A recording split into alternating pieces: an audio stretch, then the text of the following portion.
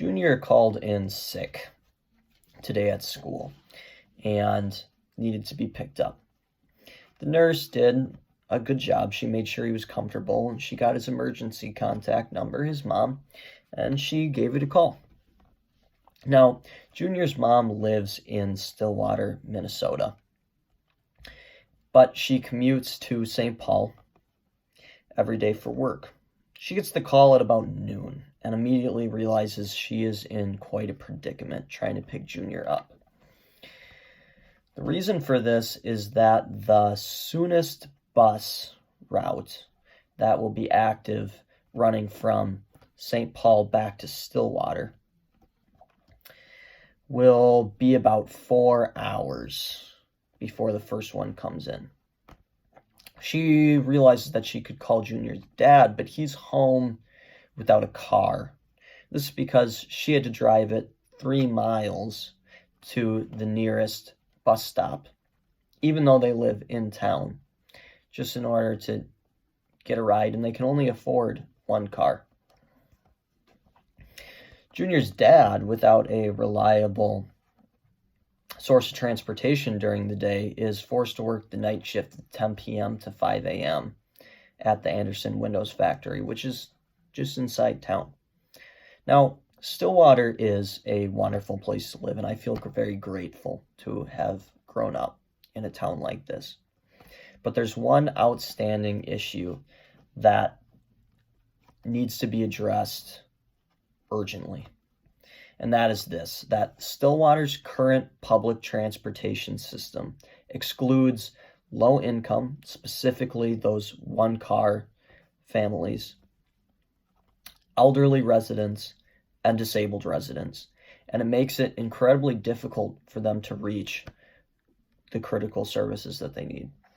In fact, it's so bad that Wayne Sandberg, the head of Washington County, the county that Stillwater is in, Wayne Sandberg said that the current transportation system is entirely inadequate to address the population I just spoke of's needs. Let me start with some background about Stillwater's transportation system. There is actually one local fixed route transportation system, and this is Route 294. However, to call it a local route or a local transportation system or accessible would be a bit laughable. And this is because it only meets the needs of a very small population, and it makes the assumption that you, A, work specifically a 9-to-5 job. In fact, there are no midday services whatsoever. And it also assumes that you're going from Stillwater to the Twin Cities and not trying to go from the Twin Cities back to Stillwater.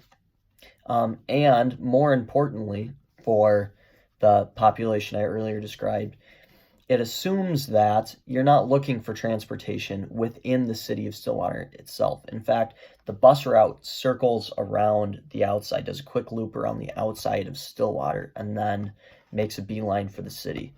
And it doesn't connect any of the major internal points within the city whatsoever.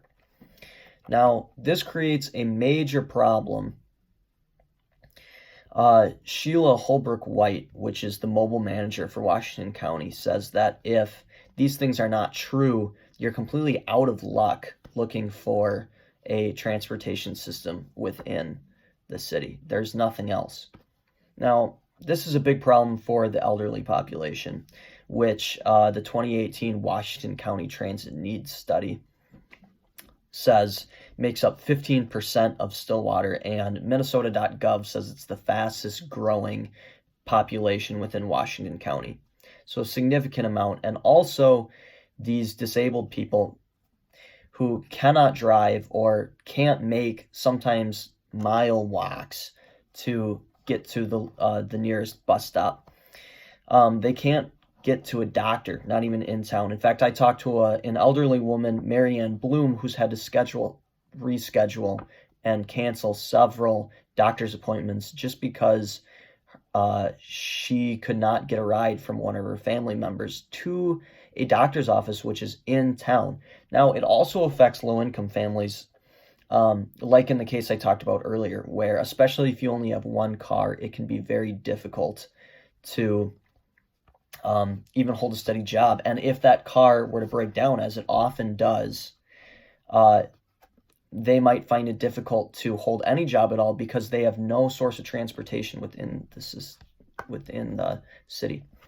Now, this comes from both a lack of conversation and a lack of funding, two things that need to be addressed. But the bottom line is that Stillwater is a beautiful city, and for the good of our low-income, elderly, and disabled residents, the transportation system urgently needs reform.